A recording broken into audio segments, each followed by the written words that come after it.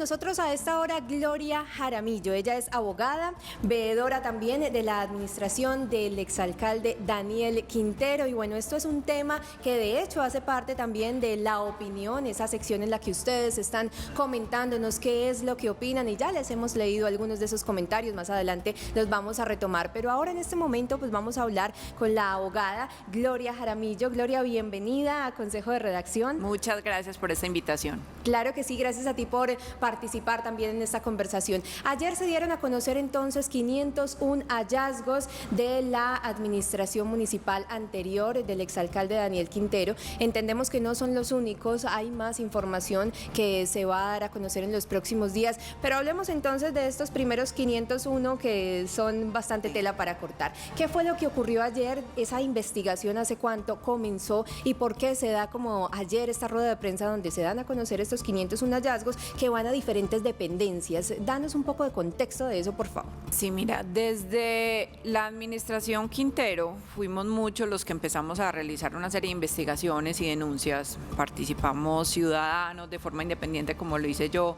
Estuvo también la veeduría Todos por Medellín, que hizo un trabajo muy interesante, y cada uno por su lado ha venido realizando una serie de denuncias. Cuando ya llega la nueva administración, deciden obviamente hacer una auditoría forense para investigar ya y sí toda la documentación, todos los contratos, porque ya ahora sí había posibilidades desde adentro de mirar qué era lo que había pasado.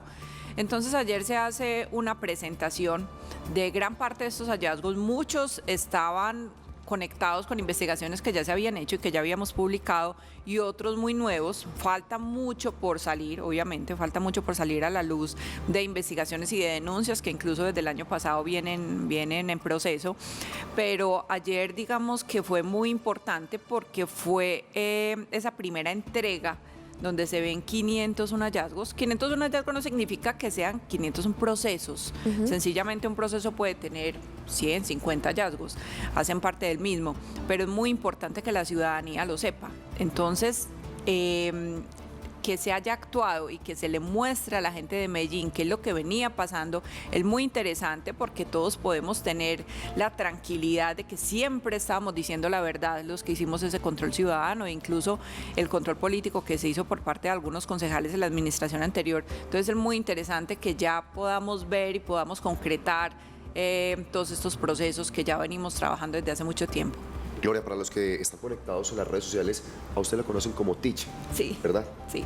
Así es. Bueno, vamos con la pregunta obviamente de la opinión del día, y es que ¿cree que estas denuncias resultarán en acciones legales contra los posibles implicados?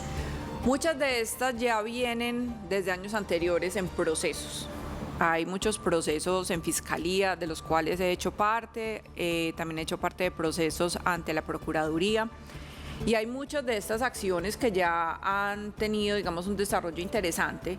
De hecho, la segunda semana de febrero, por ejemplo, se surtieron una serie de procesos, de testimonios en algunos procesos ante la Procuraduría. A finales del año pasado también yo rendí versiones ante la Fiscalía por algunos procesos del año pasado, también di testimonios ante la Procuraduría. Entonces, muchos de estos ya han avanzado. Lo que siempre la gente quiere ver es la culminación del proceso, la condena, que sea rápido. Obviamente esto toma tiempo. Creemos muchos que ha tomado más tiempo del que debería. Para estas alturas ya tendríamos que tener unas acciones mucho más contundentes y unas decisiones. No se han tenido, pero no por eso hay que desconocer que en este momento sí han avanzado una serie de procesos. Obviamente los procesos tienen que estar muy firmes probatoriamente, y no siempre es fácil. Uno hay veces ve las cosas y uno dice, pero eso está pasando, ¿cómo la gente no lo ve? ¿Cómo las autoridades no lo ven si ahí está? Probatoriamente no siempre es tan fácil dar ese hilo conductor y tener todo el material que nos lleve a una condena que todos quisiéramos ver, pero eso no significa que los procesos no estén. Entonces, seguramente con los 501 hallazgos que se presentaron ayer por parte del alcalde Federico Gutiérrez, muchas más acciones se iniciarán. Abogada, gracias por estar aquí en Consejo de Redacción, bienvenida. Y bueno, también quiero preguntarle por un tema que sucedió el día de ayer, porque mientras el alcalde de Medellín, Federico Gutiérrez, daba a conocer estos hallazgos, casi que a la par, la Procuraduría General de la Nación anuncia que se está adelantando una inspección disciplinaria, esto en cuanto a las oficinas de la Secretaría de Comunicación de la Alcaldía de Medellín, con una investigación sobre supuestas irregularidades con un contrato suscrito con la Universidad Nacional en 2023. A través de las redes sociales, usted ya había dado a conocer algunos documentos justamente que se filtraron desde este tema de la Universidad Nacional. Cuéntenos un poco de esta investigación que usted como abogada y también como veedora ya había dado a conocer en redes sociales. Así es, esto inicia en el mes de septiembre. En el mes de septiembre yo encuentro que hay unos contratos un poco atípicos que se han suscrito entre la Secretaría de Comunicaciones y la Facultad de Ciencias Humanas de la Universidad Nacional, la sede de Medellín. Son atípicos, entre otras cosas, porque acá la Universidad Nacional no tenía Facultad de Comunicaciones, se suscribe este contrato y lo desarrollan a través de esta facultad con el argumento de desarrollar el componente de gobernanza de la Secretaría de Comunicaciones. Empiezo a analizar esos contratos, veo que unos contratos que se vienen desarrollando desde el año 2021, 21, 22 y 23, de unos valores muy altos que no tienen como mucha consistencia. Entro al SECOP a analizar cada uno de los entregables para ver verdaderamente qué productos se entregaban, porque si era a través de una de las facultades, en este caso Ciencias Humanas, pues debería haber un componente investigativo, o de lo contrario tendría que haberse llevado a través de extensión académica. No encuentro ese tal componente investigativo y en los informes de supervisión veo que los entregables se colgaban siempre en unos drives, unos links que daban a unos drives, donde todos los entregables eran netamente comunicacionales, eran fotos, videos, reuniones, ruedas de prensa, pero yo digo, ¿dónde está este componente investigativo y dónde está este supuesto componente de gobernanza? Empiezo a analizar uno por uno de los informes del supervisor del año 2023, cuando en el informe del mes de marzo encuentro una carpeta que recuerdo el nombre, se llamaba resumen-inde. Me llamó la atención porque tenía un nombre un poco diferente a las otras carpetas. Entro a la carpeta y veo unas subcarpetas con los nombres de varios de los candidatos del movimiento independientes. Aparecía entre ellos Juan Carlos Upegui. Juan Carlos Upegui, Carlos Mario Romero, Sergio López, Juan Daniel Pulgarín y Ana María Valle. No entendía como por qué había una carpeta ahí de estas personas que estaban en campaña. Entro a cada una de las carpetas y encuentro material de campaña. Asimismo, encuentro que las personas que tenían acceso a esas carpetas en realidad eran quien para ese momento era el secretario de Comunicaciones, que era Juan José Aux. Había otros usuarios activados que eran Prensa Alcaldía, Secretaría de Comunicaciones y demás. Entonces me doy cuenta que verdaderamente eran entregables dentro del desarrollo de ese contrato de comunicaciones, y así lo publico inmediatamente en redes sociales. A las pocas horas de haber publicado esto, desactivan estos drives y ya no se puede tener acceso a esa información. Para ese momento ya varias personas habíamos tomado no solo pantallazos de cómo se había encontrado la información, sino que habíamos descargado las carpetas, se habían hecho incluso unos videos de cómo desde el SECOP se podía ingresar a esas carpetas y ahí estaba la información y se documentó todo el proceso. Esto se hizo obviamente muy viral. El paso siguiente, en mi caso, fue ir a la web de la Universidad Nacional, en donde se encontraban todas las órdenes contractuales de ese contrato, para ver quiénes eran las personas que habían sido contratadas por la Universidad Nacional para desarrollarlo. Ahí encontré que eran un sinnúmero de personas que a su vez días antes habían estado contratados por la alcaldía, o que una vez habían terminado ese contrato habían vuelto a ser contratados o por la alcaldía o por alguna entidad de conglomerado. Es lo que significaba entonces que en ese convenio interadministrativo había un direccionamiento de la contratación. Abogada, pues nuestro papel desde Consejo de Redacción es tratar de mantener el equilibrio y por supuesto la imparcialidad de todos los asuntos y los temas que trabajamos en este espacio. Al exalcalde Daniel Quintero se le tocaron las puertas el día de ayer para escuchar sus declaraciones. Él dice que no se va a pronunciar hasta más o menos agosto, está dedicado a su empresa, a sus hijas, a su familia. Sin embargo, sí, extra micrófonos nos dijo que si él estuviera asustado, pues hubiera asegurado aceptado el puesto que le ofrecieron en el Departamento de Prosperidad Social, el puesto al que hoy se va a posesionar Gustavo Bolívar, que eso le hubiera dado alguna especie de fuero. ¿Cuál sería el sentimiento que tendría que tener hoy el exalcalde Daniel Quintero ante toda esta situación? Pues en vía que no sabemos hasta dónde podría llegar cada una de esas investigaciones, si de verdad podrían terminar en algún ejercicio penal. Esa sería una pregunta, y otra que tiene uno de los participantes aquí en Consejo de Redacción, que ¿por qué se demoran tanto los procesos si ya existen las ciencias que incluso usted misma las presentó? Ahí le dejo las dos preguntas encima de la mesa. La primera pregunta, yo creo que el estado emocional o mental, o bueno, como lo queramos llamar, del exalcalde Daniel Quintero y su sentimiento frente a los procesos quedó demostrado en el momento en que renunció, como el primer alcalde que renuncia a un cargo de elección popular en la alcaldía de Medellín. Fue la primera vez que se sucedió en la historia por un alcalde popularmente elegido que renunciara al cargo, lo fue él. Entonces yo creo que ahí quedó demostrado si tiene miedo o no, si siente culpa o no, y si sabe que hay procesos contundentes en su contra o no. Entonces ya cualquier argumento en contrario a posteriori, pues eso creo que sería fácil de desechar. Por otro lado, sí, los procesos se han presentado pruebas para iniciar el proceso. Eso no significa que una autoridad correspondiente en su momento no tenga que recaudar pruebas, que no tenga que controvertir las pruebas la contraparte, porque yo puedo llegar con un sinnúmero de testimonios, de pruebas documentales. Eso no significa que la otra parte no tenga también su derecho de defensa y que se tenga que adelantar un debido proceso en el cual cada una de las partes tiene que controvertir. Entonces yo puedo presentar y decir, vea, encontré esto, esta persona me entregó esta información, esta persona va a dar este testimonio, pero los otros también pueden controvertir, también pueden interrogar, también pueden presentar su documentación. Entonces todo esto por ley son términos que se tienen que dar, pero fuera de eso, por la gravedad del proceso, porque es que acá estamos hablando de procesos que tocan a casi todos los secretarios, subsecretarios, hasta el mismo alcalde, que digamos que es lo difícil. Uno siempre ve, es el secretario, el subsecretario, el director técnico, pero es difícil un proceso que enganche propiamente a la cabeza del alcalde.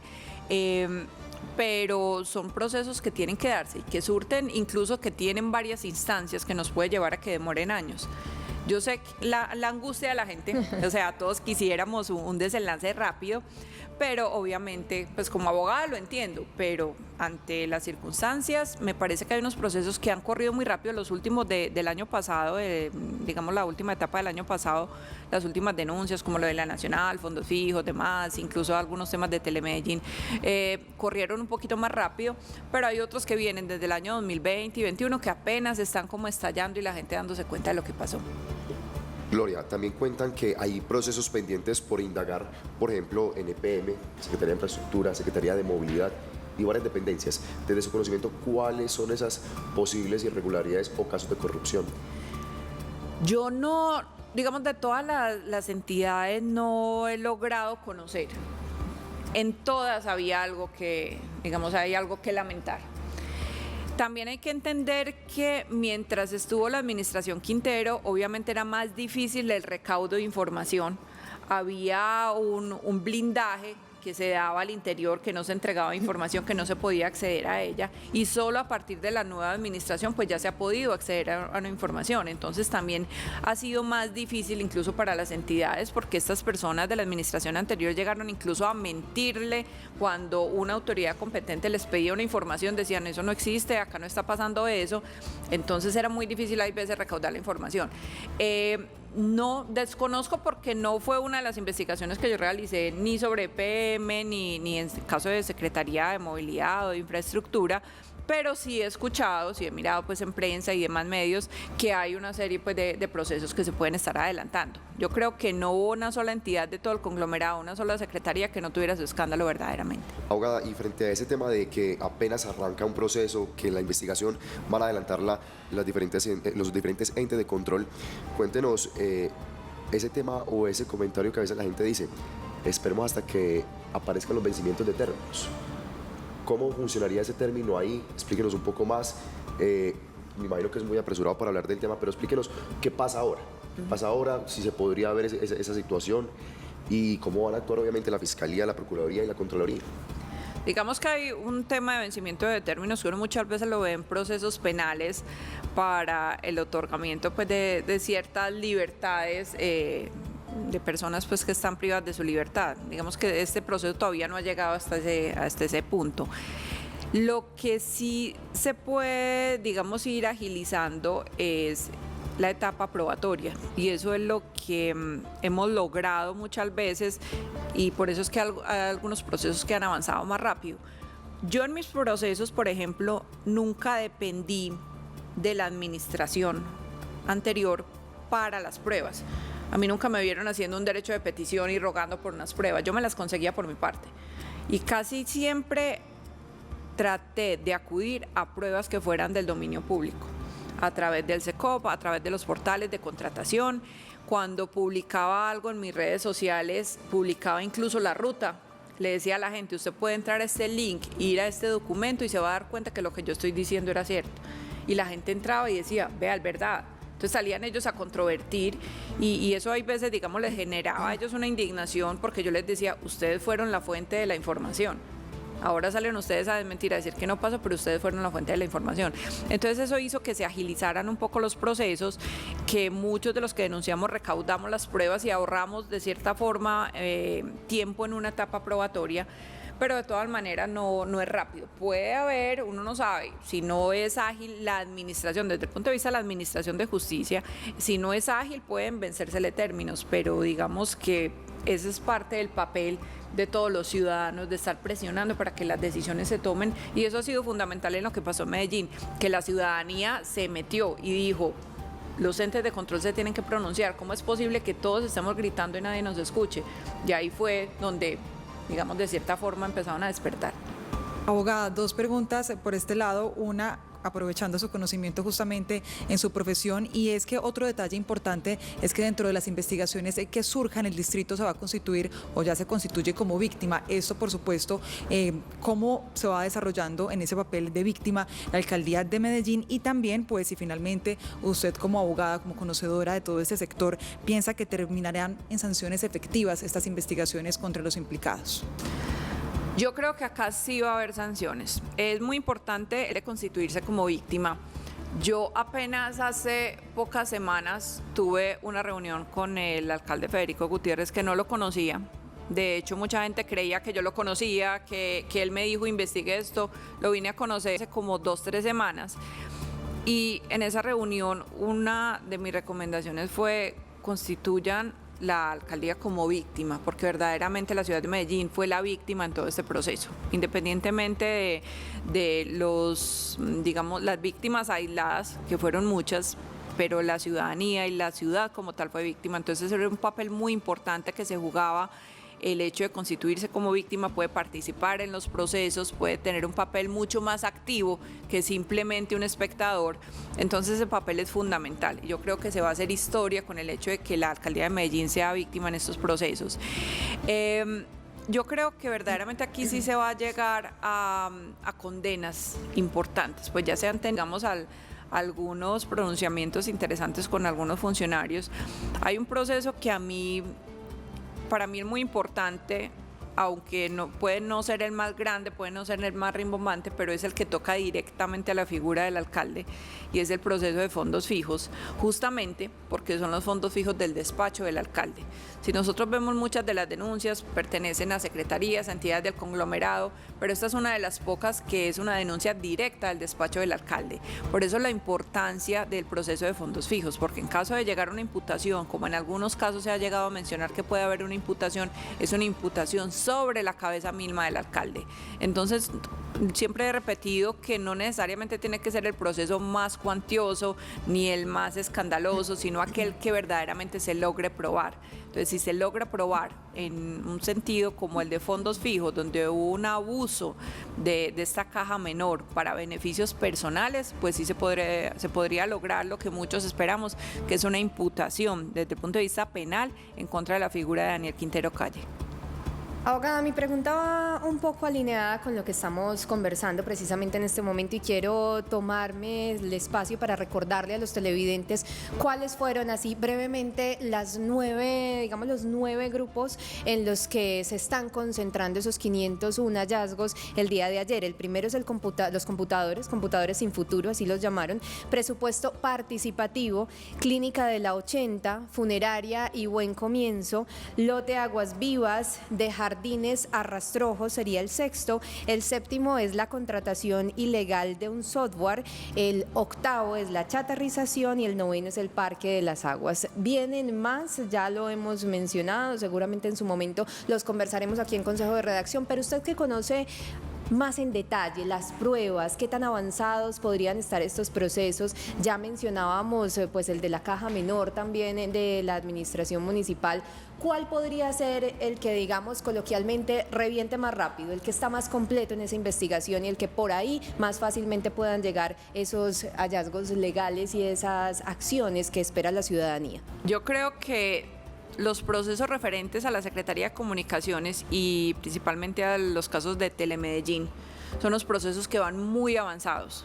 Recordemos que en el caso de Telemedellín hay varios temas. Uno de estos era una creación de un sinnúmero de medios fake, que lo que se trataba era de ensalzar un poco la labor del alcalde Daniel Quintero y por otro lado del ataque a opositores, y eran unos medios que no tenían ni personería jurídica, muchos de ellos ni siquiera existían al momento de otorgamiento del contrato, pero servían al mismo tiempo para fraccionar pagos y para entregar dineros que después iban a ser multiplicados pues entre terceros, pero no tenían sustancia.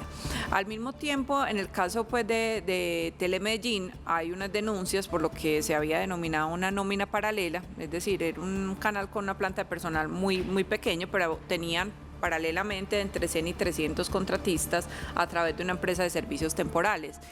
Y en el caso entonces de Telemedellín ya es un proceso que se viene realizando denuncias desde el año 2021, más o menos desde el año 2022 esto ya está en Fiscalía, ya se ha avanzado bastante, al igual que todo lo que ha pasado con la Secretaría de Comunicaciones.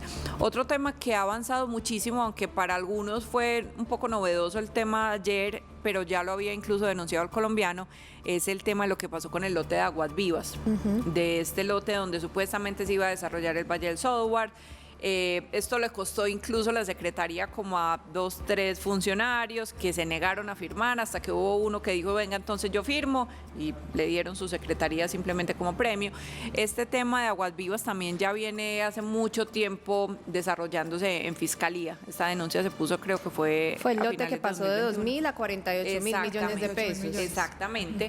Y que uno de sus propietarios es la empresa IDC, que fue justamente a la que le entregaron también este contrato para la reparación de la Biblioteca España. Abogada, con todo este panorama que usted nos expone y que ya hemos venido contando también a través del sistema informativo en Consejo de Redacción, ¿usted cree que la administración de Daniel Quintero definitivamente va a pasar en la historia de la ciudad como tal vez, según lo que comprueben las autoridades, la más corrupta? Sí. Un sí rotundo. Sencillo, es un sí rotundo. Es un sí rotundo. Uno, con la administración de Quintero, terminó viendo corrupción en entidades que uno muchas veces casi que ni sabía que existían. Era como si hubieran mapeado cada esquema, cada entidad del conglomerado para establecer esquemas de corrupción a través de esta. Hubo escándalos en absolutamente cada rincón. Entonces, sirve para entender que una corrupción se puede desarrollar en gran medida, a muy grande nivel, de una forma muy rápida, porque fue al muy poco tiempo que esto creció. Entonces yo sí creo que en materia de corrupción esto sería difícil de superar. Abogada, para ir cerrando el tema, una pregunta rápida. Usted es veedora de la administración anterior, pero también de esta o de otras anteriores que ha habido en Medellín. ¿Cuál es como ese papel, no solo como ciudadana, sino también como, abogada, en la veeduría de la administración anterior, pero ha participado también en otras o incluso en la actual? Yo no tengo como tal la figura de veedora, simplemente una ciudadana que al ver lo que estaba pasando decidió y ante también la pasividad de los órganos de control, porque es que no veíamos acción, dije, bueno, alguien tiene que empezar a revisar las cosas, y así empecé en la administración anterior. En esta vamos a poco más de 2 meses. Este año lo que empecé a hacer fue obviamente continuar con los procesos que se venían avanzando desde antes, pero sí tuve un papel un poco activo en el tema de la reelección del personero, William Jeffer Vivas, porque fue un personaje que en su momento, justamente por esta pasividad que me había tocado observar, y al ver que iba a ser reelegido por el Consejo de Medellín, sí decidí actuar un poquito y investigar un poco qué era lo que pasaba con este personaje. Y ahí fue donde encontré una serie de irregularidades que también denuncié el mes pasado. La idea, para mí, esto no tiene nada que ver con una persona que esté gobernando, sino con una forma de gobernar. Hay que gobernar con transparencia y no hay que gobernar de espaldas a la ciudad. Entonces, para mí, esto debe continuar, no solo de parte mía, de toda la ciudadanía. No podemos quedarnos callados, y el poder está en todos de buscar la información y de darlo a conocer. Abogada abogada, Gloria gracias. Jaramillo, muchísimas gracias por participar en esta conversación en Consejo de Redacción. Seguramente pues esto tendrá mucha más tela para cortar, y nosotros estaremos aquí desde Consejo de Redacción informándoles. En este momento son las 7 de la mañana, 34 minutos, y nosotros vamos a continuar con más noticias. Gracias, abogada Linda. Usted tiene entonces la información con la que vamos a continuar. 7:34 minutos.